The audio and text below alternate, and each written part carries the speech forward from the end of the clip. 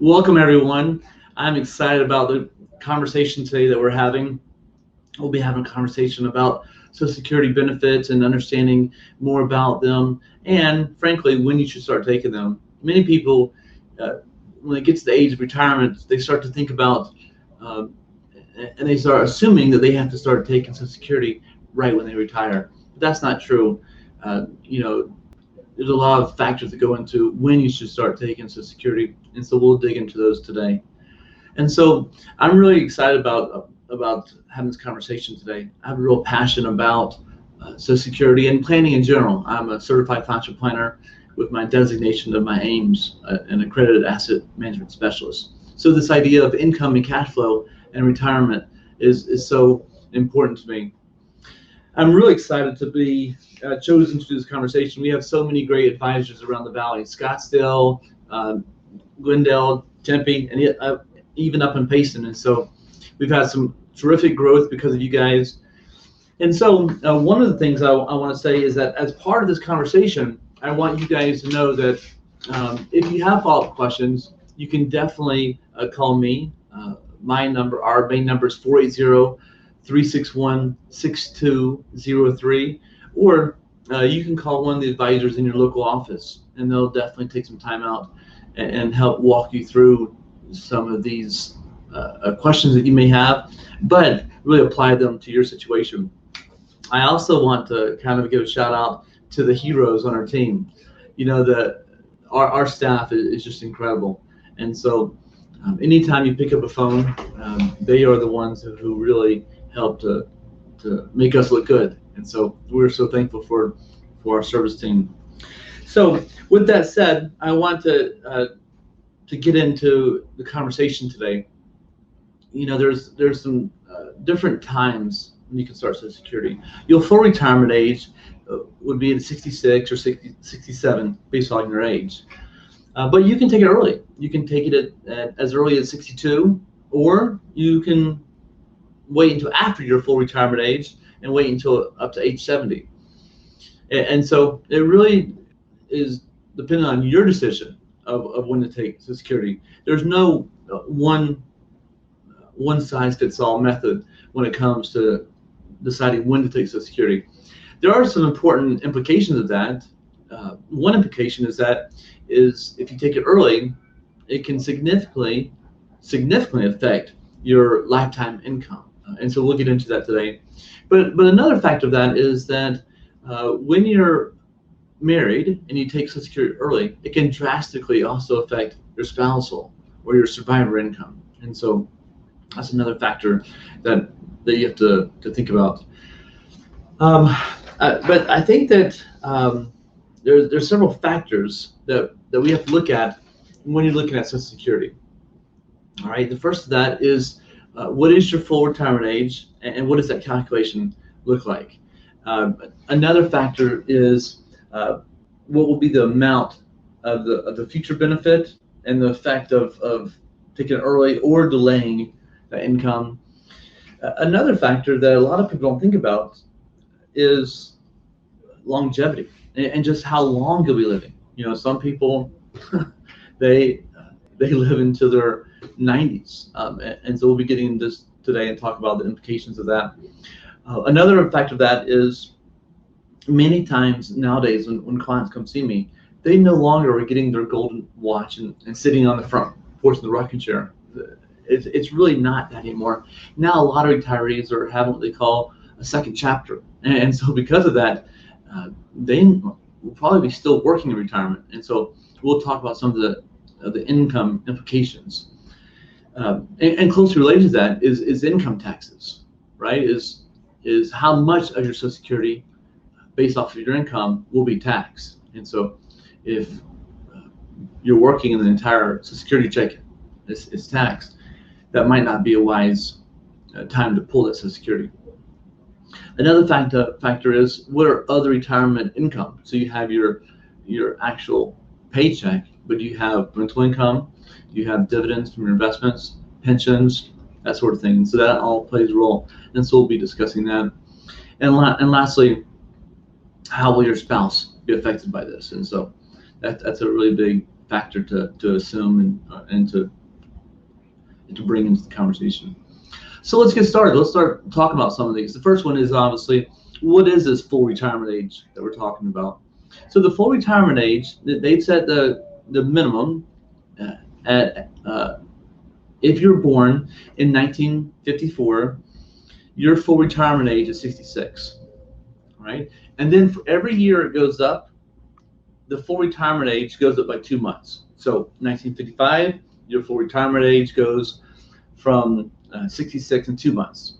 And then if you're born in 1956, then it goes up to 66 in 4 months, so forth and so on, up to 1960. And then if you're born in 1960 or later, then your full retirement age is 67. And so this is definitely a factor for you have to really understand what is your full retirement age. All right? And then the second part of that is understanding how your Social Security is calculated. Some people think it might be your last 3 or 5 years, but in reality, what they do is they take the last 35 years of your working career, they index it for inflation, and then they average it out and then put it into a formula. And so if you were not working the first 5 or 6 years out of college, that might negatively affect you, or conversely, if you retire early and not take Social Security, then that also might affect you. And so what we have to do is we have to say, look at this and use some calculators to analyze what will be your benefit when you hit full retirement age. All right. Once you understand what your benefit will be at full retirement age, well, then you can start to do some calculations on what if you retire early and what happens if you retire late. So let's go through that. On the screen here, you'll see that the full retirement age, in our example, we use just an individual earning $2,000 a month at full retirement age of 67. And on our example here, we did the calculations to come out and analyze what would be the benefit to that individual if they retired at 62. So what you see here is that the benefit is reduced every single year from $2,000 all the way down to $1,400. So that's about a 30% reduction in benefits. And so, as you can see, it's nice to have that income earlier in retirement, but conversely, you're locking that benefit in for the rest of your life. And so that's important for you to understand that and understand the implications of taking that benefit early. On the flip side, if you wait until Social Security, every year that you wait, you're actually picking up an 8% increase. So let's go back to our example. We start at age 67, and we get that $2,000. For every year that you wait, you're picking up that additional income up to age 70. And after age 70, it cuts off, and then it will not increase anymore. So you might as well take it at age 70. The benefit at that point in this example would be $2,480. And so that benefit can really be, it can be a huge amount. If you look at the difference between age 62 and age 70, that comes out to about $134,000 difference. That's big money, all right? And so what you have to balance is this idea of having the income early enough versus what is the right situation in your own personal family situation. And as I was saying, there's no one-size-fits-all scenario. I do believe that in modern healthcare, individuals will be retiring much later than before. And so in the medical journal, they did some analysis, and they believe that an individual retiring today, 1 in 3 will reach age 90. And what was interesting to me is that 1 in 7 will reach age 95. And so, you know, in my family's history, we don't get past age 80. But there's a lot of individuals out there that have family members that are living today in their 90s. And so it's important for us to analyze that and to say, okay, in your family dynamics, do you have genes that really live long, or does your family usually die early? And so that'll play a factor into your decision. I joke around with my clients and talk about them playing chicken with Uncle Sam. But in reality, the truth is, all joking aside, is that this is an important decision, and it will have some huge impacts on the back end of retirement. So let's kind of turn the page now and start talking about income. So income retirement will be a huge opportunity for a lot of individuals. All right. If you are to work before your retirement age and take Social Security, you're allowed to have income coming in. All right. You can make up to $18,240. Right? So $18,240. For every $2 that you go over that, they're going to withhold $1 from your check. Now, the year that you hit full retirement age, they actually will increase that up to $3. So every $3 that you make over the annual earnings limit of $48,600, then you're going to have $1 withhold. Lastly, after you hit full retirement age, you can make as much money as you want, and so this is a great benefit for you. So if you want to go and have that second career, you can have some years there where you can get your business or your consulting up to speed, and you can have some great income in retirement. And so I know many individuals that will work several months out of the year and then take several months off and do the travel and the things they want to do. All right, so I think it's important for you to look at where your retirement income will come from. All right, so obviously one place that it was designed to come from is actual Social Security. You know, Social Security was never intended to be a pension plan for every single home. It was originally designed to be a safety net for the American public. And so now that has been replaced as, in some cases, the primary income for most families. And so if that's the case, then definitely, when you retire, you have to take Social Security. But for other individuals, you'll have multiple sources of income coming in. You'll have Social Security, and then you'll have your other savings and investments, your 401ks and your SEP plans. You'll also have maybe some part-time income coming in. You also will have possibly some pensions. I know those are getting much more rare in this age that we live in, but they're still out there. And then lastly, maybe some rental income. And all these different streams of income can give you a great paycheck, but it's important to consider the tax implications of that.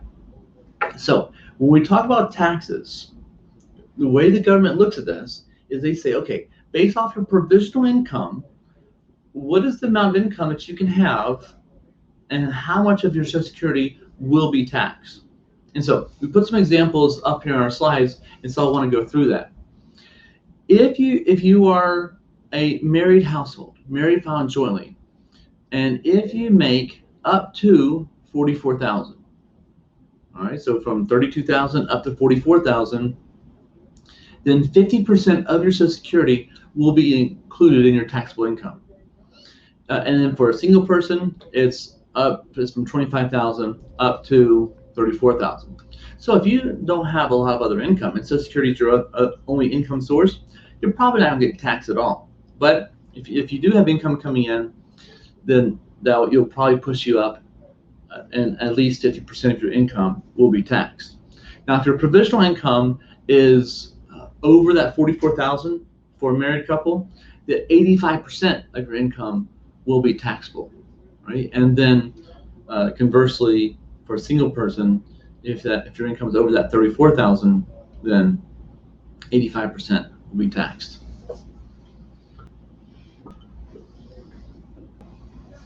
All right, so let's look at how does your income affect your spouse. So when you take Social Security, your spouse can take the higher of either their personal Social Security or half of yours. So let me say it again. They can take either their own Social Security or half of your income. And so that combination between the two will play a big decision in your retirement calculations. And then what is the combination of both of your claiming ages, right? And so if you're going to be taking on Social Security and retiring early, then and if that person will be taking your spousal benefit, then it will also be reducing their spousal benefit. So on this slide, let's go through this example. As I was saying before, the retirement benefits are based off your earnings record. And at full retirement age, they're entitled to receive 100% of their own retirement, but also they can receive up to 50% of your retirement benefit. And just like when you lock in your income based off your attained age, that also affects your spouse. And so if you're retiring at 62 and you're taking a 30% reduction, your spouse, and instead of having a 50%, they're now down to 32%. And so this also plays a role in their situation as well. I want to also make a comment here that based off of your retirement income, there's some other possible things that we're not going to cover in our conversation today, but you might have this situation, or you might know somebody that is affected by this, and that is if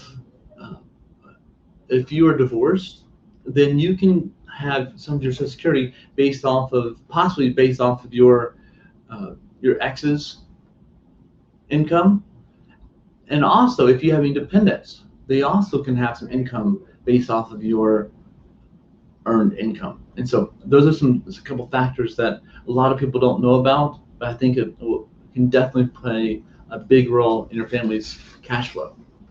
All right, so let's kind of go through some examples now to talk about this idea of delaying the benefits, especially for a married couple. All right, so on the slide here, what we see is we have the benefits for somebody that is age 62, and then that same couple that's at age 67, and then if they delay it to age 70.